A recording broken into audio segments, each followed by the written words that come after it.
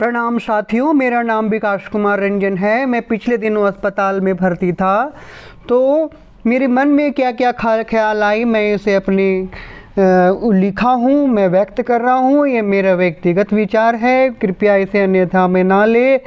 आप इन मेरे लिखे गए विचारों से आनंदित हो सकते हैं। तो मैं प्रारंभ करता हूँ अपने लिखे गए शब्दों को।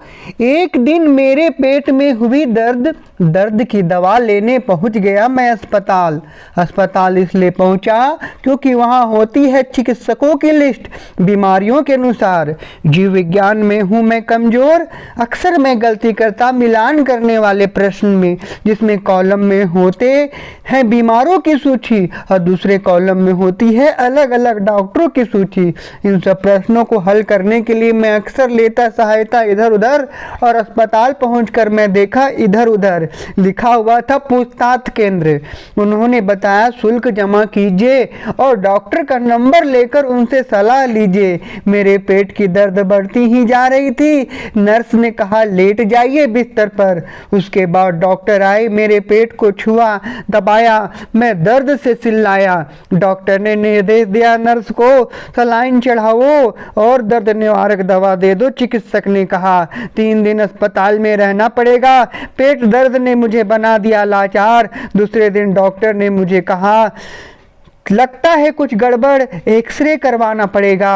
मैं उठा हड़बड़ और भागा एक्सरे करवाने। पता चला कि मुझे कोलेस्थियोसिस करवाना पड़ेगा। यहीं से शुरुआत हुई मेरी अस्पताल की यात्रा, जैसे टिकट मिल गया हो अस्पताल की। अब मैं अस्पताल को स्वर्ग लोक कहूँ कि नरक लोक, माफ़ी मांगूंगा एक शब्द के लिए, लेकिन अपनी मन के विचार को मैं दबा नहीं सकता। ऐसा लगा कि मेरी आत्मा शरीर से निकलकर बाहर हो गई।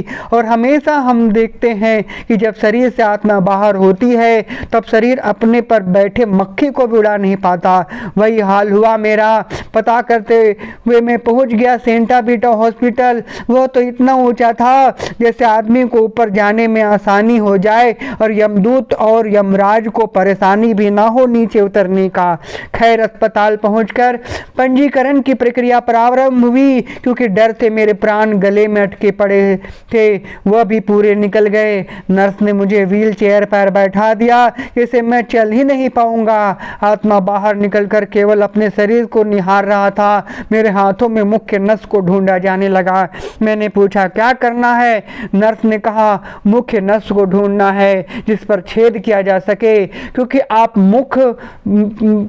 मुख से कोई काम नहीं, क्योंकि आपके मुख कोई काम के नहीं रहेंगे, आप खाना खा नहीं पाओगे। मैंने गरुड़ पुराण में पढ़ा है जब शरीर मरता है वह भूखा प्यासा होता है। 10 दिन तक उनके परिजनों द्वारा दिया गया पिंडदान के द्वारा ही भोजन होता है। मुझे भी ऐसा लगा, क्योंकि सलाइन भी पानी की तरह होता है और हम इसे कहते हैं पानी चढ़ रहा है। इसके बाद मुझे ले जाया गया एक कमरे में। डॉक्टर आकर बोले 8 घंटा तक कुछ भी नहीं खाना, मुंह से किए जाने वाले भोजन से परहेज करना।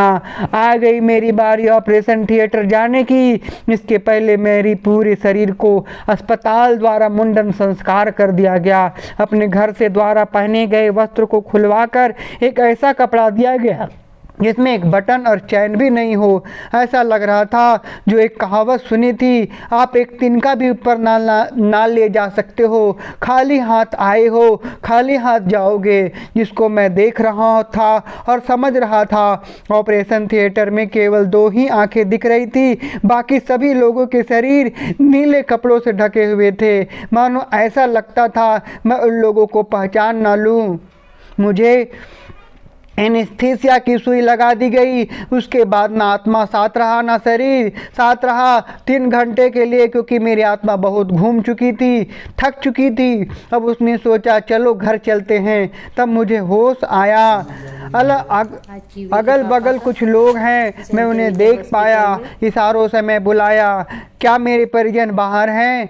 तब उन्होंने कहा आपको अपने कमरे में भेज देता हूँ, वहाँ आप मिल लेना, क्योंकि मेरी शरीर से निकली आत्मा काफ़ी थकी हुई थी, मुझे डिस्टर्ब मत करना, 2 दिन आंखें बंद रखूँगा, मुझे उसकी बात को सुनना ही था। 2 दिन तक मैं बिना सहारे उठ भी नहीं पाता, दर्द का दर्द पता चल गया मुझे। तीसरे दिन में उठो आत्मा, अब तो जागो आत्मा।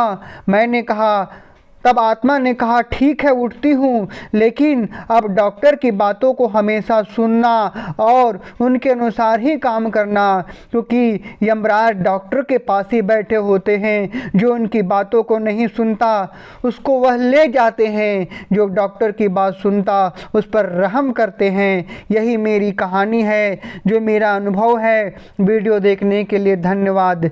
इसे अन्यथा ना ले, माफ़ करे अगर मैंने कुछ गलत कहा हो, और अगर आपको अच्छा लगा हो तो वीडियो को लाइक और सब्सक्राइब ज़रूर कर दीजिएगा। धन्यवाद।